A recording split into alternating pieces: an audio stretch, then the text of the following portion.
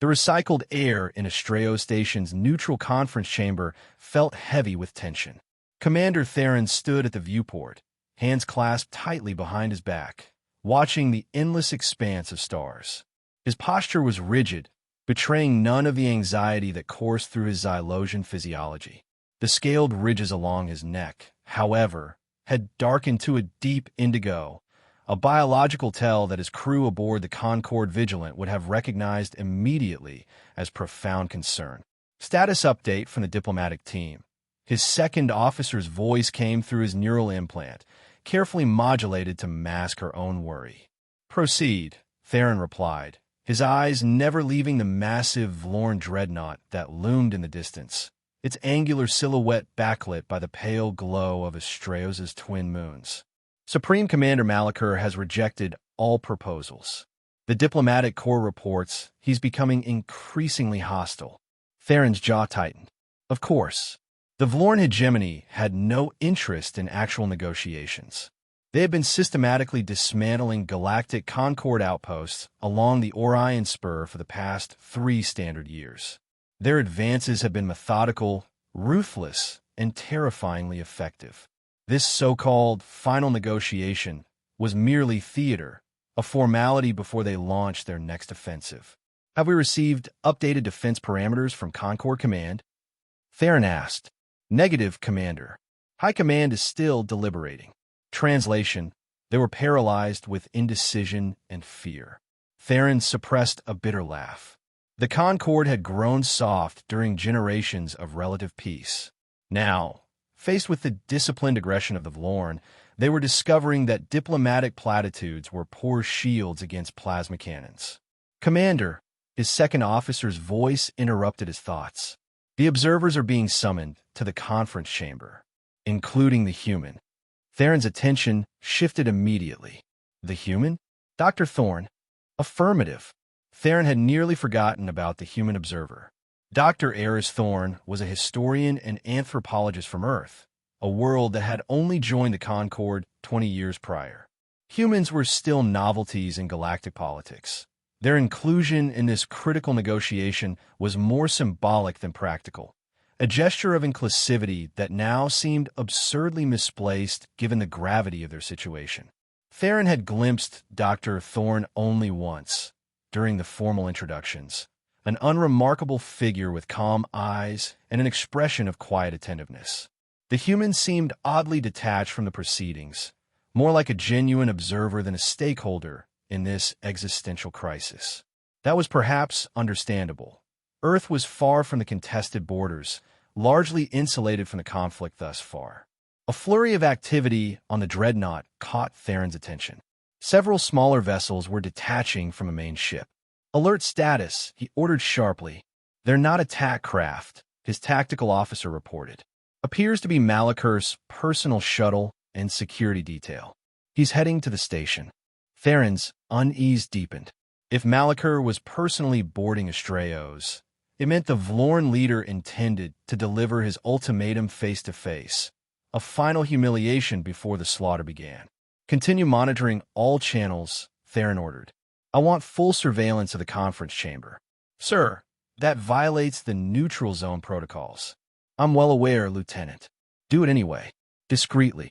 As Theron watched Malachur's shuttle approach the station, he found himself wondering which would be worse, a swift military defeat or a protracted, humiliating surrender. Either way, the Concorde as he knew it, as generations before him had built it, was facing its darkest hour. And somewhere in that station, a quiet human observer was about to witness the beginning of the end. The Concorde delegation sat in stunned silence as Supreme Commander Malachur concluded his address. The Vlorn leader stood tall, his exoskeletal armor gleaming under the chamber's lights. Unlike the Xylosians, whose emotional states were betrayed by subtle color changes, the Vlorn's insectoid features revealed nothing. Their compound eyes, evolved for both ultraviolet and infrared perception, gave them an unnerving, unreadable quality that had always disturbed other species. Let me ensure absolute clarity. Malachur's translator device rendered his chittering speech into the standard galactic language. The hegemony requires unconditional surrender within 24 standard hours. All military assets will be surrendered intact. All contested worlds will submit to immediate Vlorn authority. Ambassador Nelia, the Concord's chief negotiator, cleared her throat. Her crystalline skin had paled considerably, a sign of extreme distress among the Thalusians. "And if we require more time to consult with our leadership," she asked, her voice barely maintaining diplomatic steadiness. Malakur's mandibles clicked, a sound that needed no translation. "Then we will commence orbital bombardment of your frontier worlds, beginning with the Procyon colonies. We estimate their complete destruction will require approximately 72 hours. Perhaps watching them burn will accelerate your decision-making process."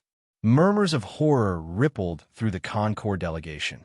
The Procyon colonies were home to over 6 billion civilians. Ambassador Nelia attempted one final appeal. "Supreme Commander, surely we can find a more balanced approach that." "Balance implies equality," Malakur interrupted. "We are not equals. The Concord is weak. The hegemony is strong. Nature dictates that the strong prevail while the weak perish. This is not cruelty. It is simply the way of the universe." In the observation gallery, Dr. Eris Thorne sat silently, notepad in hand. Unlike the other observers who displayed various signs of shock or dismay, the human's expression remained thoughtful, almost analytical, as though watching an experiment reach its expected conclusion. Malakur's final statement echoed through the chamber. 24 hours. Not 1 second more. With that, he and his entourage departed, leaving the Concord delegation in a state of collapse. Aboard the Vigilant, Commander Theron watched the proceedings with mounting dread. Record and transmit everything to High Command, he ordered, though he doubted it would make any difference. The Vlorn-S demands were impossible. Even if the Concord wanted to surrender, they couldn't possibly coordinate such an action across hundreds of worlds in just 24 hours. Theron's gaze fell on the small figure of Dr. Thorne in the observation gallery. The human was now the only person in the room who appeared calm, jotting notes as chaos erupted around him. For a brief moment, Theron envied the detachment that came with being merely an observer rather than a participant in this catastrophe. "Prepare defensive protocols," Theron instructed his crew, "and run simulations on evacuation capabilities for the Procyon system." He knew the latter was futile. They could never evacuate billions in time, but doing nothing was unthinkable. Back in the conference chamber, the Concord delegation had devolved into recriminations and despair. Senior diplomats blamed military leaders for provoking the Vlorn. Military representatives countered that the diplomats had wasted precious time with futile negotiations while the hegemony built up its forces. Some suggested immediate capitulation to save lives. Others argued for a final, glorious stand that might at least preserve the Concord's dignity. Through it all, Dr. Thorne sat quietly, his attention now focused on the retreating form of Malakur as the Vlorn leader returned to his shuttle. It was only when the shouting reached its peak that the human finally spoke, his voice so soft that the room gradually fell silent as people strained to hear him. "I wonder," Dr. Thorne said, almost conversationally, "if I might request a private audience with Supreme Commander Malakur." The silence that followed was absolute before giving way to incredulous laughter from several delegates. "For what purpose?" Ambassador Nelia eventually asked, her tone suggesting she was humoring a child. "Cultural exchange," Dr. Thorne replied simply. "The Vlorn and humans have had very limited direct contact. As a historian and anthropologist, I'm curious about certain aspects of Vlorn society. And perhaps," he paused, offering a gentle smile, "perhaps Supreme Commander Malakur might be curious about Earth as well." "This is no time for academic curiosity," General Voss of the Concord Defense Force growled. "We're facing annihilation." "Precisely," Dr. Thorne nodded. "Which means there's nothing to lose, is there?" Commander Theron, watching the feed from the Vigilant, frowned deeply. The human's proposal was absurd, possibly even dangerous. What could a single academic possibly achieve when seasoned diplomats had failed utterly? And yet, as the Concord delegation reluctantly agreed, Having, as Dr. Thorne pointed out, nothing left to lose, Theron found himself intrigued. He ordered enhanced surveillance of the private chamber where this unexpected meeting would take place, while simultaneously preparing his ship for the worst. The countdown to annihilation had begun, and they were pinning their fading hopes on a quiet human with a notepad. It was beyond desperate. It was almost farcical. "Your request is unusual, human." Malaker's translator rendered the clicking cadence of Vlorn's speech into flat, emotionless standard language. "I agreed out of curiosity. Your species is relatively new to galactic society." Dr. Thorne sat across from the imposing Vlorn Supreme Commander in a small conference room, seemingly at ease despite the predatory presence before him. Two Vlorn guards stood at attention. Behind their leader, mandibles occasionally twitching, the only sign of their vigilance. "Thank you for your indulgence, Supreme Commander," Thorne replied, his tone respectful but not subservient. "I'm particularly interested in Vlorn's social hierarchies. I understand your civilization developed from colony-based structures." Malaker's head tilted slightly, perhaps the Vlorn equivalent of surprise. "Correct. The hegemony evolved from 5 primary colony clusters. Each maintained specialized roles that eventually developed into our caste system." "Fascinating," Thorne commented, making a note. "Earth developed quite differently.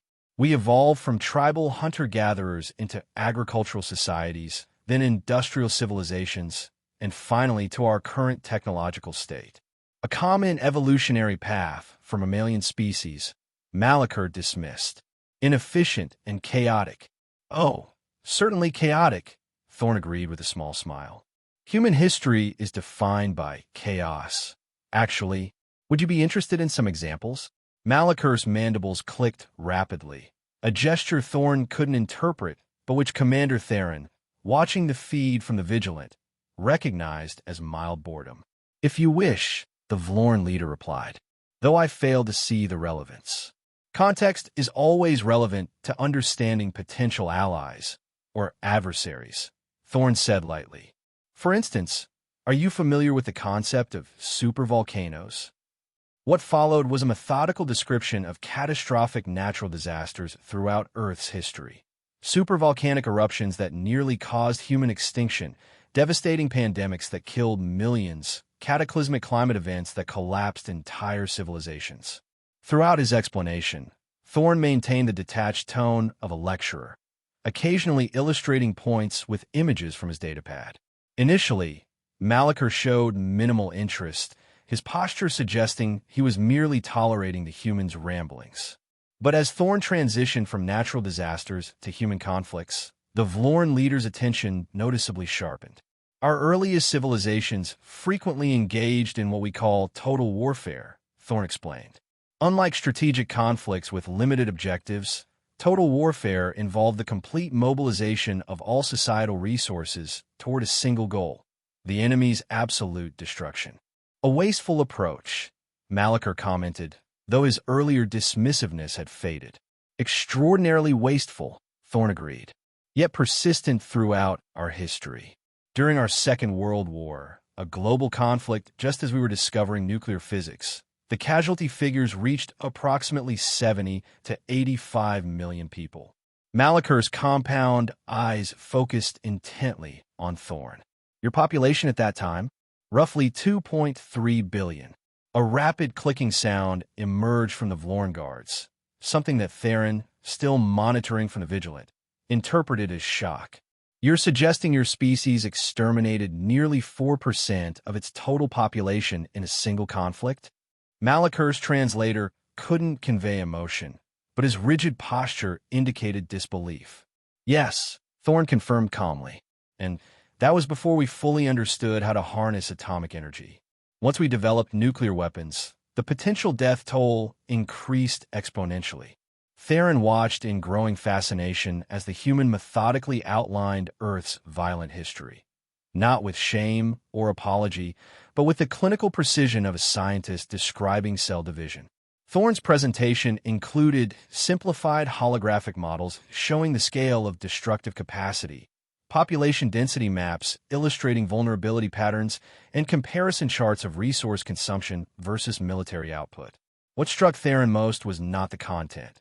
Much of Earth's violent history was documented in Concord archives, but rather the way Thorne presented it, as a series of logical progressions that somehow made the most illogical behaviors seem almost inevitable. What I find most interesting, Thorne was saying, is how quickly we adapted our entire economic systems to warfare when necessary. During our global conflicts, civilian industries were converted to military production within months. Entire populations accepted severe resource restrictions to support war efforts. The scale of mobilization was total. Malachar had abandoned all pretense of disinterest. To what strategic end? That's the curious part, Thorne replied. Often, there was no clear strategic calculus. The concepts of acceptable losses and victory conditions frequently became distorted beyond recognition.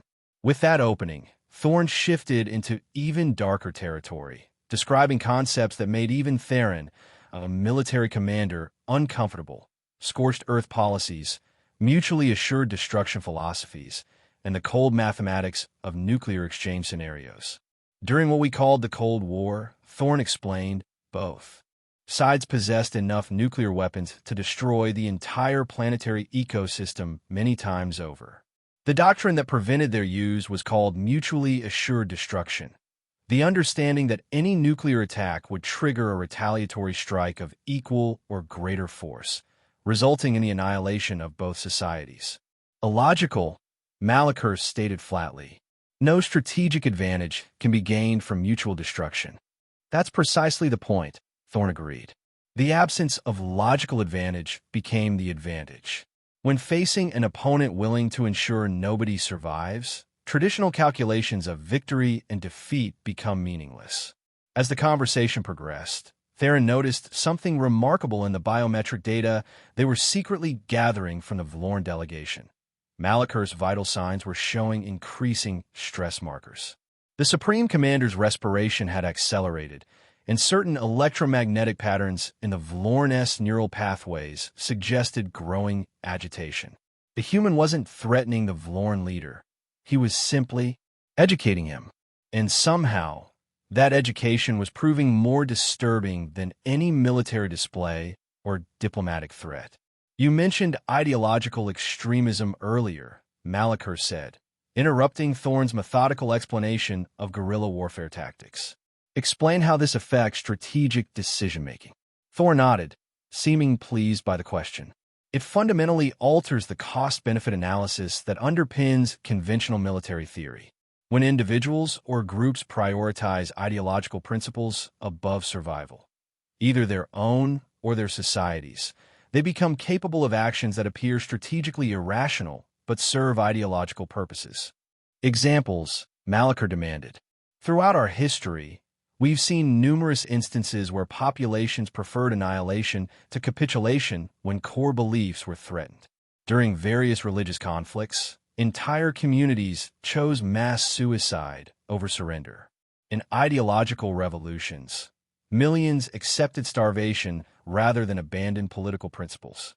These weren't tactical decisions. They were expressions of a uniquely human willingness to reject survival as the ultimate priority. Theron watched in growing amazement as Dr. Thorne continued his academic discourse, now supplementing his explanation with simple visual models showing conflict escalation patterns. The models demonstrated how relatively minor provocations could spiral into extinction-level events when ideological factors overrode self-preservation instincts. The most dangerous aspect, Thorne was explaining, is the unpredictability. Human response to existential threats doesn't follow a linear progression. When pushed beyond certain thresholds, particularly when facing what appears to be inevitable destruction, human societies have historically demonstrated a tendency toward disproportionate response. Define disproportionate, Malachar demanded, his translator unable to hide the intensity in his clicking speech. Thorne's expression remained scholarly, but Theron noticed the human's pulse had accelerated slightly. the first indication that the observer wasn't quite as detached as he appeared. When facing annihilation, humans have repeatedly demonstrated willingness to expand conflict beyond rational boundaries, Thorne explained.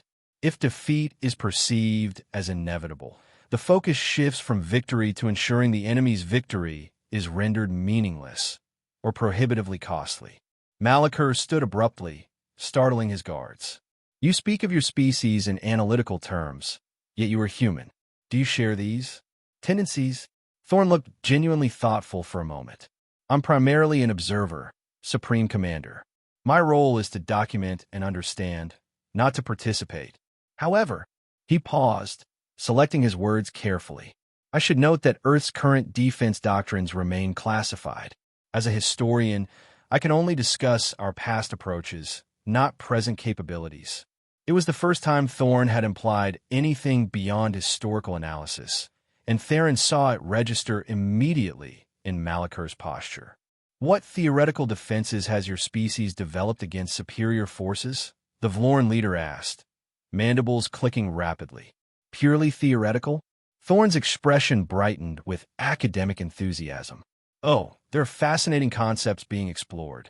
Some of our more creative researchers have proposed exotic physics applications that could potentially alter localized space-time stability. Others have explored self-replicating defensive systems based on emergent consciousness models. And there's always the classic doomsday approaches, biogenetic triggers designed to cascade through previously unknown transmission vectors. He smiled reassuringly. But these are merely contingency theories, last resort protections against existential threats from the wider galaxy. The sort of things any prudent species might contemplate when venturing into the unknown. Something in Malachur's posture changed dramatically, a subtle shift that nonetheless communicated profound unease. The Vloran guards exchanged rapid clicks that the translation devices didn't process. You've been most informative, Dr. Thorne, Malachur said abruptly. This cultural exchange has provided valuable context. I must now return to my vessel to consider the broader implications of our discussion. And with that, the Supreme Commander of the Vloran hegemony, who had just hours earlier delivered an ultimatum promising the destruction of billions, departed with unusual haste, leaving Dr. Thorne sitting alone at the conference table, still making notes in his datapad. Aboard the Vigilant, Commander Theron stared at the view screen in confusion. What just happened? His second officer asked, voicing the question on everyone's mind. Theron had no answer, but as he watched Dr. Thorne calmly gathering his materials, a disturbing possibility began forming in his mind. The 24-hour deadline approached with agonizing slowness. The Concord delegation had transmitted Malachur's ultimatum to High Command, receiving only fragmented responses suggesting widespread panic throughout the leadership. Some worlds were already beginning unilateral surrender negotiations, while others prepared for hopeless last stands. Aboard the Vigilant, Commander Theron and his crew maintained combat readiness, though everyone understood the futility of resistance. Their ship, while formidable, was no match for the Vloran dreadnought, let alone the fleet that lurked just beyond the system's edge. Commander, his communications officer called out, her voice tight with tension. Multiple Vloran vessels changing position. Theron's heart sank. Formation. That's just it, sir. They're not forming attack patterns. They appear to be withdrawing. Theron rushed to the tactical display. Sure enough, the Vloran ships were pulling back, realigning into defensive rather than offensive configurations. Could be a trap, he muttered. Maintain alert status. Sir, the communications officer interrupted again. Incoming transmission from Concord High Command. Priority Alpha. The message was brief and bewildering. All Vloran forces across every theater of operation had suddenly ceased offensive actions. Reports were coming in from multiple sectors, confirming that hegemony vessels were withdrawing from contested space. Before Theron could process this information, another alert sounded. Incoming transmission from the Vloran flagship, his officer reported, unable to keep the astonishment from her voice. It's Supreme Commander Malachur. For you specifically, sir. The Vlorn leader's image appeared on the main view screen. Even through the imperfect translation of insectoid expressions, Malakur's rigid posture conveyed unmistakable tension. Commander Theron, the Vlorn leader began without preamble. The hegemony is submitting a revised position to your diplomatic corps. We are initiating an immediate withdrawal from all contested territories to reassess our strategic objectives. We propose an immediate cessation of hostilities while more permanent arrangements are negotiated. Theron struggled to maintain his composure. Supreme Commander, just hours ago you demanded our unconditional surrender. May I ask what prompted this? Reconsideration? Malakur's mandibles clicked rapidly before the translator activated again. New information has come to light regarding the potential unpredictability of conflict outcomes. The hegemony has determined that current territorial gains can be maintained without further escalation, which would introduce unnecessary variables into the strategic equation. I see, Theron replied, though he didn't see it all. And the Procyon colonies? They will remain undisturbed under Concord authority, Malakur stated flatly. Transmit our terms to your leadership. We will await their response. The transmission ended abruptly, leaving the bridge of the vigilant in stunned silence. Did the Vlorn just back down? His second officer finally asked, her voice barely above a whisper. It appears so, Theron replied slowly. The question is why? His gaze drifted to a secondary monitor showing the diplomatic quarters of Astraeo's station, where Dr. Eris Thorne was calmly packing his belongings, apparently preparing to depart now that the crisis had inexplicably resolved. The human's expression betrayed nothing. No triumph, no relief, not even particular interest in the miraculous turn of events. Theron made a decision. Prepare my shuttle. I'm going to the station. He found Dr. Thorne in one of Astraeo's observation lounges, gazing out at the stars with a contemplative expression. The human acknowledged Theron's approach with a polite nod, but continued looking at the vista before. Beautiful view, Thorne commented. I've always thought there's something humbling about witnessing the scale of the cosmos. Dr. Thorne, Theron began, foregoing pleasantries, I need to understand what happened in your meeting with Malakur. Thorne turned to face him, expression mild. As I reported to the diplomatic team, we simply engaged in a cultural exchange. I shared some historical context about human civilization, and Supreme Commander Malakur was kind enough to reciprocate with insights about Vlorn society.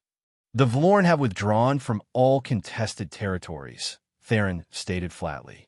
They're requesting a formal ceasefire. This happened immediately after your cultural exchange. A fortunate coincidence, Thorne replied with a small smile. Perhaps Supreme Commander Malakur reconsidered the strategic value of continued conflict. Doctor, Theron's voice hardened, I monitored your conversation. You never threatened the Vlorn. You never presented any military capabilities. You simply gave a history lesson. History can be instructive, Thorne agreed, turning back to the viewport. It provides context for understanding potential outcomes. You weren't acting as an observer, Theron realized. You were deploying psychological warfare. For the first time, something genuine flashed across Thorne's face. A brief acknowledgement that cut through his academic demeanor. Warfare implies hostility, Commander. I merely offered information. Supreme Commander Malakur is free to draw his own conclusions. You deliberately selected aspects of human history to terrify him, Theron pressed. You presented humanity as unpredictable, irrational, willing to ensure mutual destruction rather than accept defeat. Thorne sighed. I presented historical facts, Commander. If the Vlorn found those facts concerning, that's hardly my responsibility.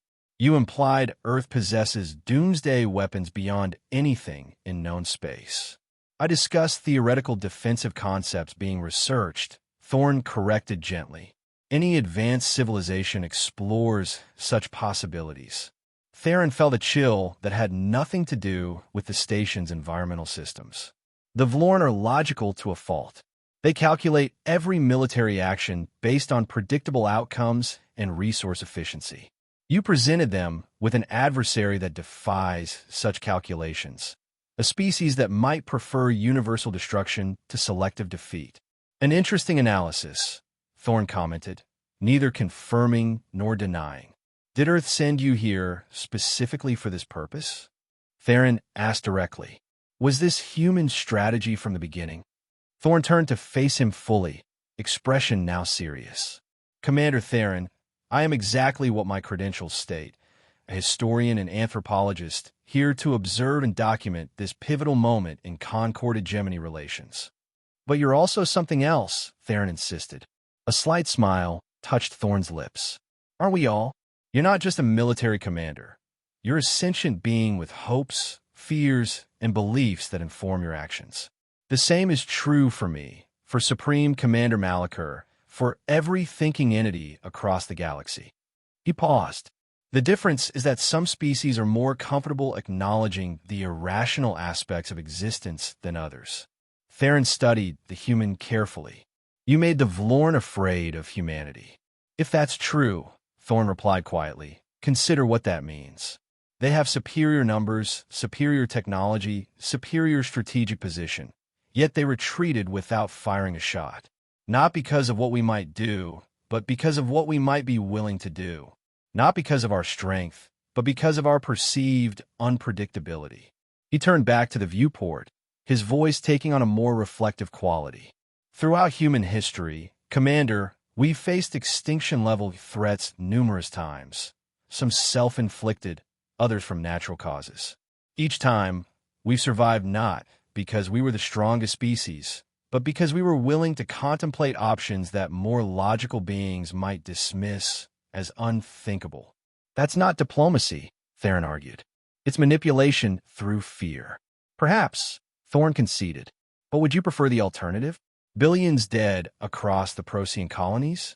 A protracted, bloody conflict that the Concord was almost certain to lose.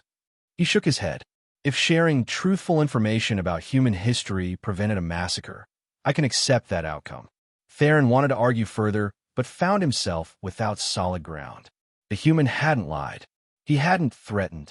He had simply shared historical information that, when processed through the Vlorn-esque logical worldview, led to an inevitable conclusion, that humanity represented an existential risk factor that could not be quantified or mitigated through conventional means. What happens when the Vlorn realize they've been influenced? Theron finally asked. Thorne's expression grew thoughtful. By then, perhaps they'll have developed a more nuanced understanding of human nature. We're not merely the irrational, self-destructive species I may have emphasized. We're also capable of profound compassion, extraordinary creativity, and genuine cooperation. He turned to Theron with a smile. But introducing those aspects first wouldn't have served the immediate need, would it? As Theron departed the observation lounge, leaving Dr. Thorne to his contemplation of the stars, he found himself reconsidering everything he thought he knew about Earth's place in the galactic community. The humans had been welcomed into the Concord as junior partners, viewed with a mixture of curiosity and condescension by the older spacefaring species. Now, Theron wondered if that assessment had been dangerously naive. In less than 2 hours, a single human academic had accomplished what the combined military and diplomatic might of the Concord could not. He had turned back the Vlorn invasion without firing a shot. Not through superior strength or advanced technology, but by weaponizing the darkest chapters of human history, transforming past horrors into a shield for the present. By making the Vlorn believe that victory over humanity might be more catastrophic than defeat. As his shuttle returned to the Vigilant, Theron gazed at the now-retreating Vlorn fleet and felt an uncomfortable realization forming.